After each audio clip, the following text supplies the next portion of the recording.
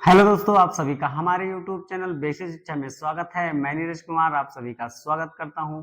दोस्तों, आज हम लोग पढ़ने वाले हैं पृथ्वी की गतियां। पृथ्वी की कितनी गतियां होती हैं उसके बारे में हम लोग आज अच्छे से अध्ययन करेंगे। आइए दोस्तों, शुरू करते हैं आज का पार्ट। पहले हम लोग पढ़ेंगे सबसे घूर्णन गति क्या होती है। तो पृथ्वी अपने अक्ष पर मतलब अपना चक्कर जितने समय में पूरा करती है उसे कहते हैं घूर्णन गति। जैसे पृथ्वी सूर्य का चक्कर लगाती है ना, उसके साथ साथ अपना भी चक्कर लगाती रहती है। जैसे मैं किसी का चक्कर लगा रहा हूं और साथ में अपना भी चक्कर एक पूरा करता हूं, तो एक चक्कर पूरा करने में जो समय लगता है उसे कहते हैं घूर्णन गति। और पृथ्वी अपने अक्ष पर एक चक्कर पूरा करने में कितना समय लगाती है, तो 24 घंटे का समय लगाती है। इसी को बोलते हैं दैनिक गति। दैनिक गति जिसके कारण पृथ्वी पर दिन रात समान रहते हैं। उसके बाद पढ़ेंगे हम लोग परिक्रमण काल क्या होता है। परिक्रमण काल पृथ्वी द्वारा सूर्य का एक चक्कर पूरा करने में लगे समय को परिक्रमण काल कहते हैं। यह समय 365 दिन 6 घंटे में पृथ्वी एक चक्कर सूर्य का पूरा करती है। इसी परिक्रमण काल के द्वारा पृथ्वी पर ऋतु परिवर्तन होता है।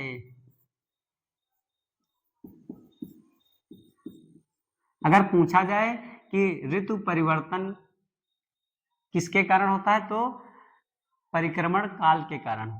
इसी को बोलते हैं वार्षिक गति। वार्षिक गति।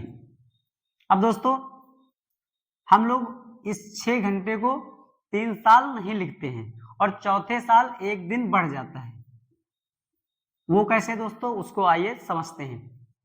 अगर एग्जैक्ट बात किया जाए, जो घूर्णन गति है पृथ्वी की अपने अक्ष पर, वो कितने समय की है, तो 23 घंटे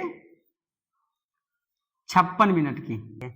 और एक साल में 365 दिन 6 घंटे में पूरा करती है।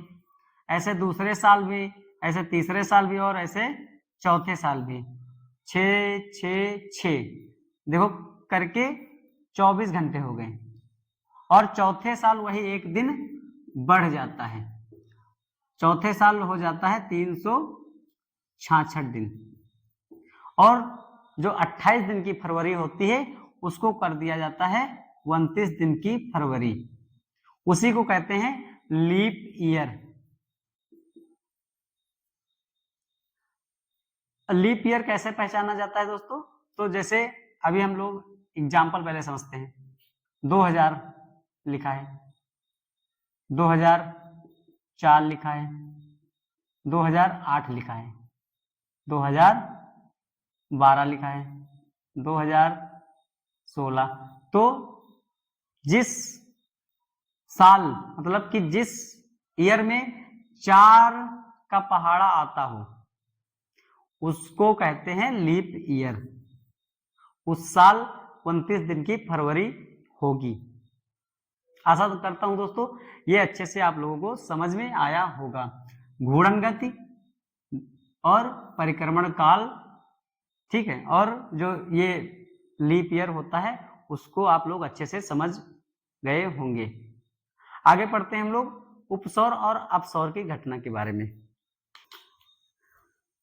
पृथ्वी सूर्य का चक्कर दीर्घ वृत्ताकार पथ पर लगाती है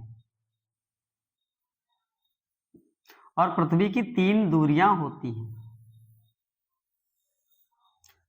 न्यूनतम दूरी, अधिकतम दूरी और एवरेज दूरी।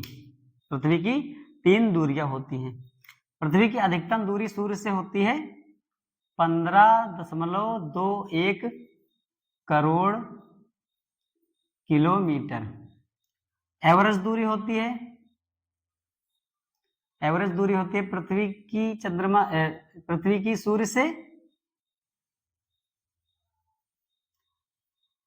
14.98 करोड़ किलोमीटर और न्यूनतम दूरी होती है सूर्य से पृथ्वी की 14.70 करोड़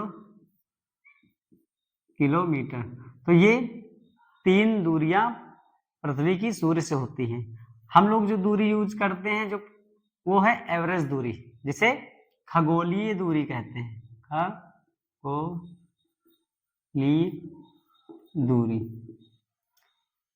जिस दिन पृथ्वी जो है वो सूर्य से अधिकतम दूरी पर होगी तब क्या होता है, तो अपसौर की घटना होती है। और जिस दिन पृथ्वी न्यूनतम दूरी पर होती है सूर्य से तब होता है उपसौर की घटना।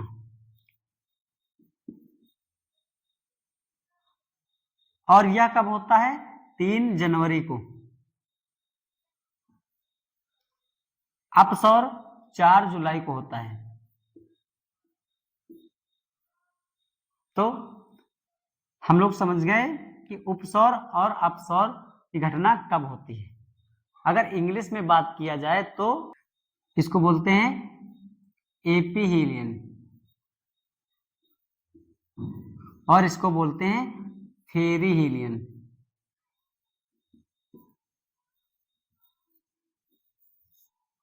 तो ये घटना होती है 3 जुलाई को और ये अपसौर की घटना होती है 4 जुलाई को। इंग्लिश में इसको बोलते हैं पेरीहीलियन और इसको बोलते हैं एपीहीलियन।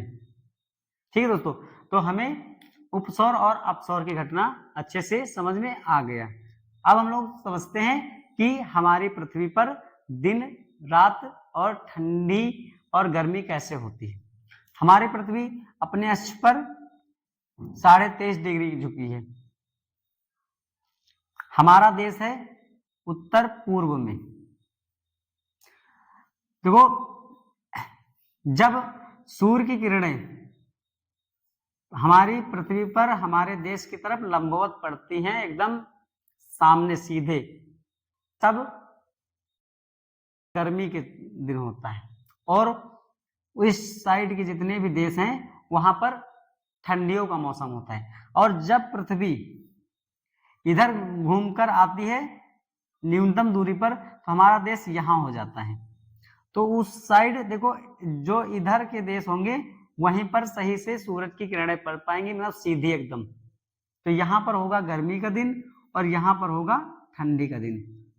तो हम लोग ये समझ गए हैं कि जब अपसौर की घटना होती है उस समय पृथ्वी पर गर्मी होती है और उपसौर की घटना के समय हमारी पृथ्वी पर ठंडी का समय होता है। तो ये हम लोग अच्छे से समझ गए। इसके बाद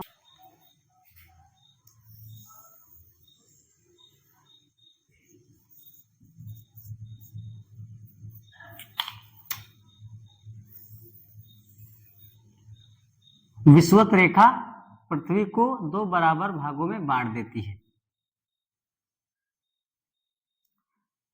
उत्तरी ध्रुव की तरफ 23.5 डिग्री पर कर्क रेखा है और दक्षिणी ध्रुव की तरफ 23.5 डिग्री पर मकर रेखा है।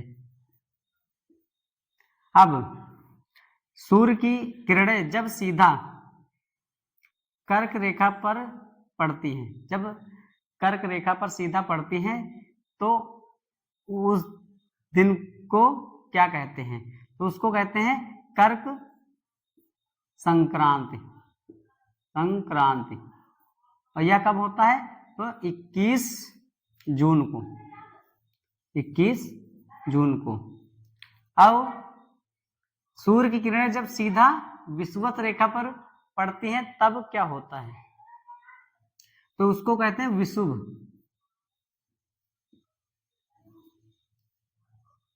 यह कब होता है? तो 21 मार्च, 23 सितंबर को यह घटना होती है। इस दिन,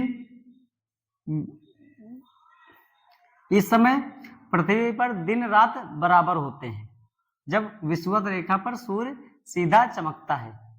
उसके बाद जब सूरज की किरणें सीधा मकर रेखा पर चमकती हैं तो उसको क्या कहते हैं? मकर संक्रांति। मकर संक्रांति यह कब होता है?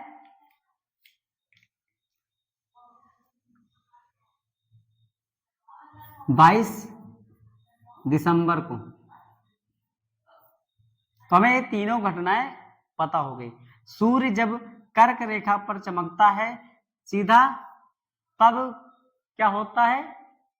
कर्क संक्रांति। तो यह होता है 21 जून को। जब 21 जून को सबसे बड़ा दिन होता है कर्क रेखा पर, तो उसके विपरीत मकर रेखा पर सबसे छोटा दिन होता है। मतलब कि विपरीत होता है। अगर यहां बड़ा दिन तो यहां छोटा दिन, अगर यहां बड़ा दिन तो यहां सबसे छोटा दिन, अगर यहां सबसे बड़ी रात तो यहां सबसे छोटी दिन। इसके विपरीत होता है। समझ गए दोस्तों? तो 22 दिसंबर को सबसे बड़ा दिन होता है मतलब मकर रेखा पर, और 21 जून सबसे बड़ा दिन होता है कर्क रेखा पर। और विषुवत रेखा पर 23 मार्च और 21 मार्च दोस्तों और 23 सितंबर को सबसे बड़ा दिन होता है, जिसे विषुव बोलते हैं। और इसे मार्च में जो विषुव होता है उसे बोलते हैं बसंत विषुव, और जो सितंबर में होता है उसे बोलते हैं शरद विषुव। तो ये पृथ्वी की गतियों के बारे में आज हम लोगों ने अच्छे से अध्ययन किया है। आशा करता हूं आप लोगों को अच्छे से समझ में आया होगा। धन्यवाद दोस्तों।